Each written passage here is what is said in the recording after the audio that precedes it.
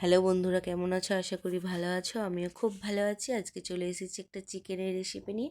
আজকে আমার বড়বাবু বাজারে গিয়েছিল। বাজারে গিয়ে দেখে বাজারে নতুন আলু উঠে গেছে। তখনও ছুটতে চলে গেল চিকেনের দোকানে। বাজার থেকে নতুন আলু আর চিকেন কিনে নিয়ে এসে আমাকে বলল আজকে চিকেন দিয়ে নতুন আলুর এই রেসিপিটা বানাতে। আমিও তখন বানিয়ে ফেললাম বড়বাবুর আবদার রাখতে। তার আগে সবাইকে একটাই অনুরোধ, তোমরা সবাই পুরো ভিডিওটা দেখবে, কেউ স্কিপ করবে না। এখানে আমি নতুন আলুগুলোকে ভালো করে কেটে নিয়েছি, নিয়ে ধুয়ে এখানে রেখেছি। আর এইদিকে চিকেনগুলোকেও ভালো করে ধুয়ে পরিষ্কার করে নিয়েছি। আমি এখানে 1 কিলোর মতো চিকেন নিয়েছি।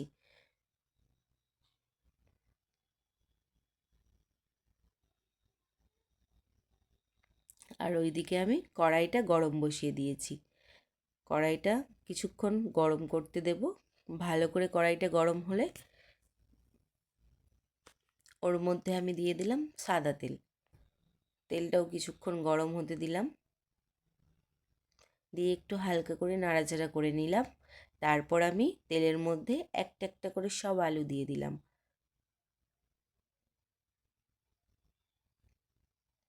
তেলের মধ্যে আমি একটা একটা করে সব আলু দিয়ে ভালো করে আলুগুলোকে লাল লাল করে ভেজে নেব। নতুন আলু দিয়ে চিকেনের এই রেসিপিটা কিন্তু খুব ভালো লাগে গরম ভাতের সাথে। শীতের দিনে সবজির সাথে এইরকম একটা চিকেনের নতুন আলু দিয়ে ঝোল হলে তো আর কোনো কথা হবে না, দারুণ খাবার। আলুগুলোকে আমি ভালো করে লাল লাল করে ভেজে নেব। তার জন্য আমি প্রথমে দিয়ে দিলাম 1 চামচ মতো নুন আর সামান্য একটু হলুদের গুঁড়ো দিয়ে ভালো করে আমি আলুগুলোকে ভেজে নেব।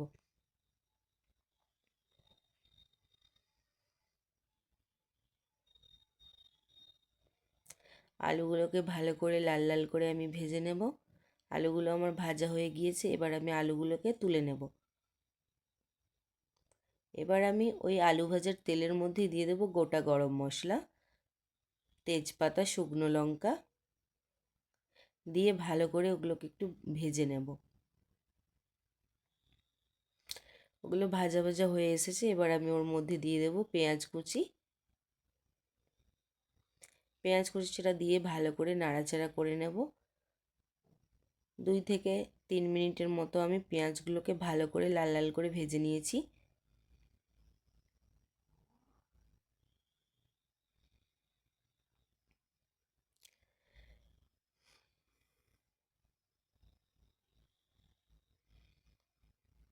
পেঁয়াজগুলো আমার এখানে ভাজা হয়ে গিয়েছে। এবার আমি দিয়ে দেব আদা রসুনের পেস্ট।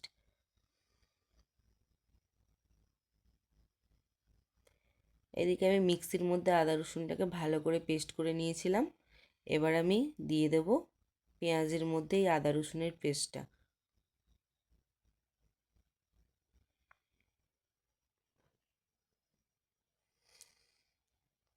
আদা রসুনের পেস্টটা পেঁয়াজের মধ্যে দিয়ে আমি ভালো করে মশলাটাকে একটু কষিয়ে নেব।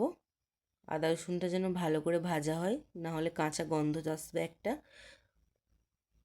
2 থেকে 3 মিনিট আমি ভালো করে আদা রসুনের এই পেস্টটা দিয়ে পেঁয়াজটাকে ভাজা ভাজা করে নেব। কিছুক্ষণ পর আমার পেঁয়াজের এই আদা রসুনের পেস্ট আর পেঁয়াজটা যে দিয়েছিলাম ওটা ভালো করে ভাজা হয়ে গিয়েছে।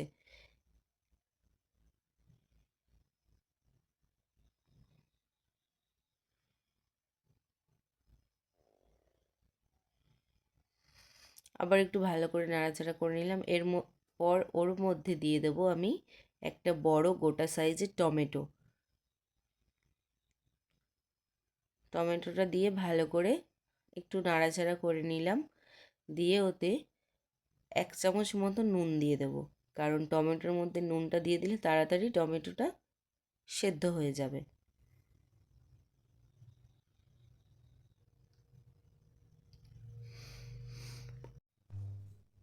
দিয়ে ভালো করে আমি নাড়াচাড়া করে নিলাম।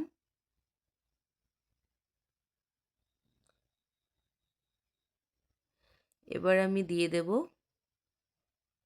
বড় চামচের 1 চামচ হলুদের গুঁড়ো, বড় চামচের 1 চামচ লঙ্কার গুঁড়ো, যে যেরকম ঝাল খাবে সেই রকম হিসাবে লঙ্কাটা দেবে। বড় চামচের 1 চামচ জিরের গুঁড়ো দিয়ে আবার ভালো করে নাড়াচাড়া করে নেব। হালকা একটু জল দিয়ে মশলাটাকে কষিয়ে নেব। যতক্ষণ না মশলার ভেতর থেকে তেল ছাড়ছে আমি মশলাটাকে কষিয়ে নেব।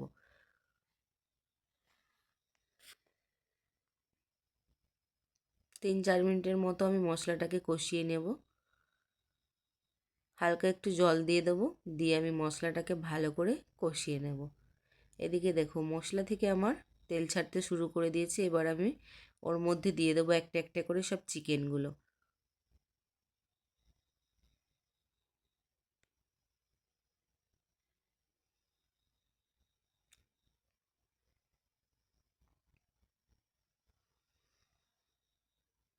চিকেনগুলো দিয়ে আমি ভালো করে নাড়াচাড়া করে নেব।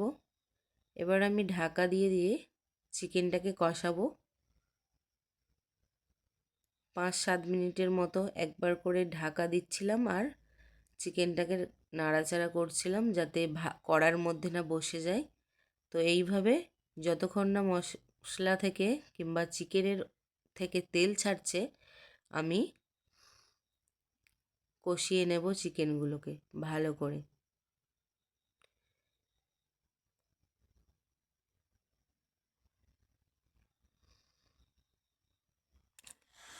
চিকেনটা ভালো করে এখানে আমি চিকেনটাকে কষিয়ে নিয়েছি।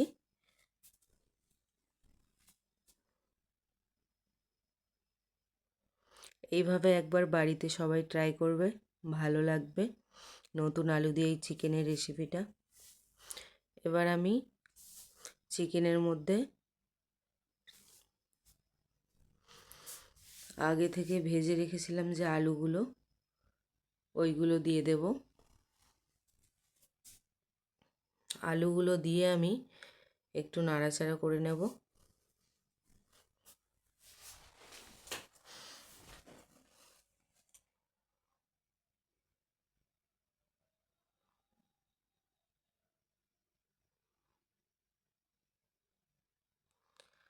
নাড়াচাড়া করে নেওয়ার পর হালকা আমি জল দিয়ে দেবো। খুব বেশি জল দেব না, কারণ আলু আগে থেকেই ভেজে রাখা হয়েছে আর নতুন আলু একটুতেই সেদ্ধ হয়ে যায়।